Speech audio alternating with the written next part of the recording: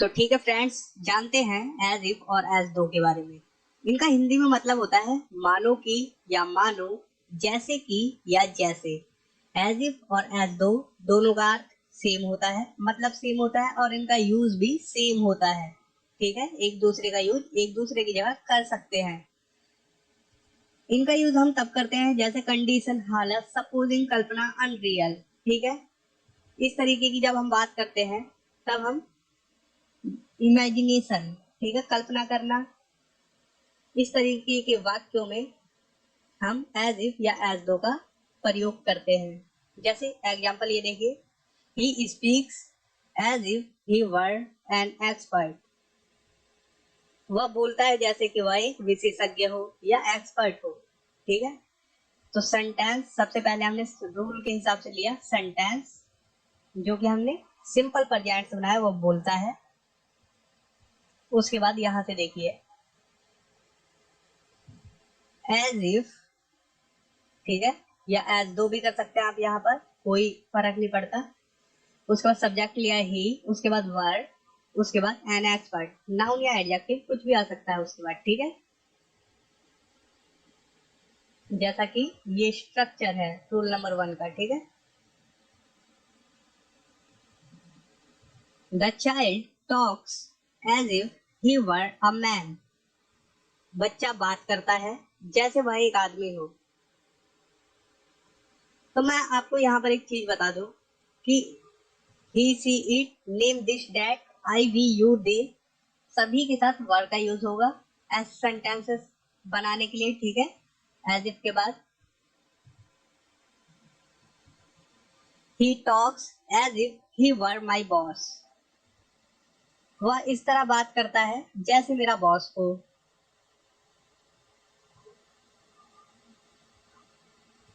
He acts as if he were a king. वह ऐसे करता है जैसे वह राजा हो। ठीक है, तो एक्ट्स का मतलब मैं आपको बता दूं, एक्ट्स एक्ट्स का मीन्स होता है अभिनय करना, काम करना और कुछ करना। ठीक है, या कुछ एक्टिंग करना भी होता है। ठीक है, तो वह ऐसे करता है जैसे वह राजा हो। He acts as if he were a king. Rule number 2 देखिए, कुछ रूल को ब्रेक करने वाले सेंटेंसेस भी आएंगे, मैं आपको बता दूंगा उनके बारे में कि ये रूल क्यों ब्रेक हो रहा है। ठीक है, उसके बारे में मैं आपको बताऊंगा।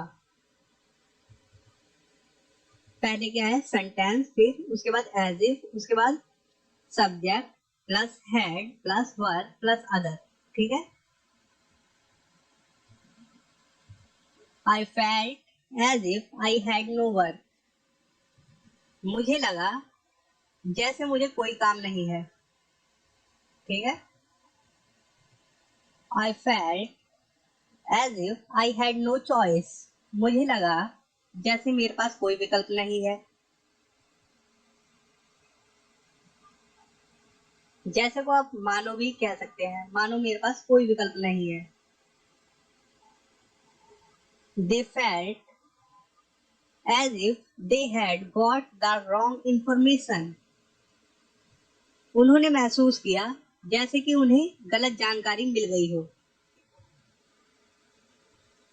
She talks as though she knows everything. Perhaps she knows everything. इसे आप इसको मैं अभी बताता हूँ, पहले ये देखिए इसका मतलब हो गया है, वह ऐसे बात करती है जैसे कि वह सब कुछ जानती है। ठीक है, she talks as though she knows everything. वह ऐसे बात करती है जैसे वह सब कुछ जानती है। तो यहाँ पर क्या है, ये अगर हमने ये सी टॉक्स और ये हमने सिंपल प्रेजेंट से बनाया। ठीक है, उसके बाद हमने यहाँ पर भी सिंपल प्रेजेंट का यूज करके बनाया। तो ये दर्शाता है परहैप्स शी नोज एवरीथिंग, मतलब कि शायद वह जानती है। ठीक है, कुछ हद तक वो जानती है शायद। अगर हम दोनों सिंपल प्रेजेंट में बना देते हैं। अब देखिए दूसरा, she talks as though she knew everything. वह ऐसे बात करती है जैसे वह सब कुछ जानती हो, ठीक है। अगर हमने she talks as मतलब कि सिंपल प्रेजेंट का यूज किया, फिर as though she knew, उसके बाद हमने सिंपल पास्ट का यूज किया है, तो इसमें ज्यादा संभावना हो जाती है कि वह नहीं जानती है, कि वो जानती नहीं है, ठीक है। और जब हम दोनों में सिंपल प्रेजेंट का यूज करते हैं तो हो सकता है वो जानती हो, उसमें थोड़ी संभावना बढ़ जाती है जानने की। और जब हम सिंपल प्रेजेंट फिर उसके बाद सिंपल पास्ट का यूज करते हैं तो उसमें संभावना कम हो जाती है कि वह जानती होगी, तो बहुत कम। बट नो, ये लिखा हुआ है बट सी डजंट, मतलब कि नहीं जानती, ठीक है। ये है अंतर। देखिए एक और, they look as the they know each other. वे इस तरह लगते हैं जैसे कि वे एक दूसरे को जानते हैं, ठीक है। तो हमने सिंपल प्रेजेंट यूज किया यहाँ पर, उसके बाद एज दो के बाद फिर से सिंपल प्रेजेंट यूज किया, तो यहाँ संभावना हो गई कि शायद वह जानते होंगे, है ना। और यहाँ पर देखिए, दे लुक एज दो दे न्यू ईच अदर। वे इस तरह लगते हैं जैसे कि वे एक दूसरे को जानते हैं, इनकी मतलब सेम है, ठीक है। लेकिन जब हम इस तरीके से वाक्य बनाते हैं, एक प्रेजेंट में सिंपल प्रेजेंट में और दूसरा सिंपल पास्ट में बना देते हैं, तो संभावना कम हो जाती है, वह नहीं जानते हैं। ये लिखा हुआ ना, but they don't know each other, लेकिन वो एक दूसरे को नहीं जानते हैं, ठीक है। समझ गए आप। अनरियल हो जाता है, अनरियल, और इसमें रियल की पॉसिबिलिटी थोड़ी ज्यादा हो जाती है। देखिए, he behaves as if he were the boss। वह बर्ताव करता है जैसे वह मालिक हो। तो इससे आपको कोई दिक्कत की बात नहीं है, आप दो कोई सा भी यूज कर सकते हैं, ऐसी बात नहीं है कि कोई इस पे नियम लागू होता है, ठीक है। He looked as if I were already done। ऐसा दिखता है या ऐसा लगता है कि मैंने यह पहले से ही किया हो, ठीक है। ऐसा दिखता है या ऐसा लगता है कि मैंने ये पहले से ही किया हो। I wish it were done already। तो इसका मतलब ये निकलता है, काश मैंने ये पहले से ही किया होता, पहले से ही किया, कर लिया होता या किया होता, ठीक है।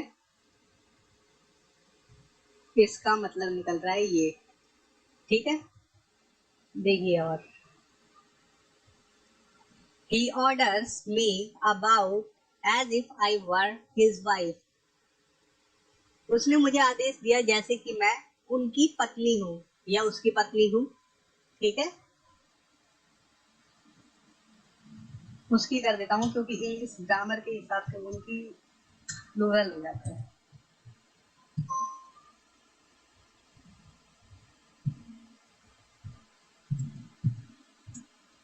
उसकी पत्नी हूँ, तो देखिए, बट आई एम नॉट, लेकिन वो नहीं है, ठीक है। देखिए, इस आदमी की इच्छा क्या है, he wishes I were his wife। वह चाहता है कि मैं उसकी पत्नी होती, है ना, लेकिन वो है नहीं। यहाँ पर हमने जो सेंटेंस बनाया उसमें वो नहीं है, लेकिन उसकी इच्छा थी आदमी की कि वह होती। वो जिस हिसाब से उस पर हुक्म चला रहा है, मतलब कि उसने आदेश दिया, उसकी इच्छा थी, लेकिन वो है नहीं। तो हमने यहाँ पर भी एज इफ का यूज किया है, इससे कोई मैटर नहीं है, बस मैं आपको समझाने के लिए समझा रहा हूँ, ठीक है।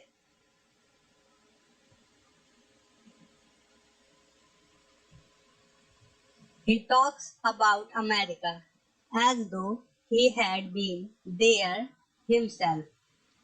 वह अमेरिका के बारे में बात करता है जैसे कि वह वहां खुद गया हो, या खुद गया नहीं हो, खुद हो, ठीक है। अगर गया होता तो गॉन का यूज करते हम, लेकिन खुद हो, ठीक है। He talks about America as though he had been there himself, ठीक है। वह अमेरिका के बारे में बात करता है जैसे वह वहां खुद हो। अब देखिए रूल नंबर 3 लास्ट है, और कुछ और कंफ्यूजन वाले सेंटेंस आएंगे, मैं उसके बारे में बताऊंगा। रूल नंबर 3 है, अरे ये क्या गलत हो गया, यहाँ सेंटेंस आएगा, ठीक है। सेंटेंस,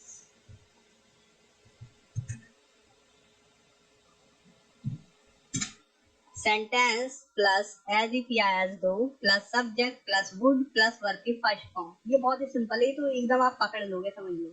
देखिए, इट सीम्स एज दो यू वुड गो होम। ऐसा लगता है जैसे आप घर जाएंगे, मानो आप घर जाओगे, ठीक है। ये तो एकदम रूल से ही बना है, रूल ब्रेकिंग का कोई इसमें सवाल ही नहीं है। इट सीम्स, ये हमने सेंटेंस बना लिया सिंपल प्रेजेंट से। इसके बाद एज दो या एज इफ, ठीक है, जो भी इच्छा हो वो लगा सकते हैं। उसके बाद सब्जेक्ट लगाया हमने यू, उसके बाद वुड का यूज किया, उसके बाद वर्ब की फर्स्ट फॉर्म। वुड का यूज होगा तो हमेशा वर्ब की फर्स्ट फॉर्म आएगी, ये याद रहे, ठीक है। उसके बाद अदर।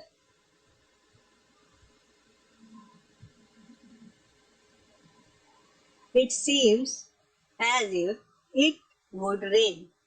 ऐसा लगता है जैसे बारिश होगी, ठीक है। सिंपल तरीके से बनाए एकदम, कोई दिक्कत नहीं है इसमें। Rain as though he would win the race. वह ऐसे भागा जैसे वह रेस जीत जाएगा, ठीक है। इस प्रकार के सेंटेंस बनाने के लिए आप वुड का यूज करेंगे। जाएगा, जैसे कि वो खाएगा, जैसे कि वो लड़ेगा, जैसे कि वो सोएगा। इस प्रकार के सेंटेंस बनाने के लिए आप वुड का यूज करेंगे, ठीक है।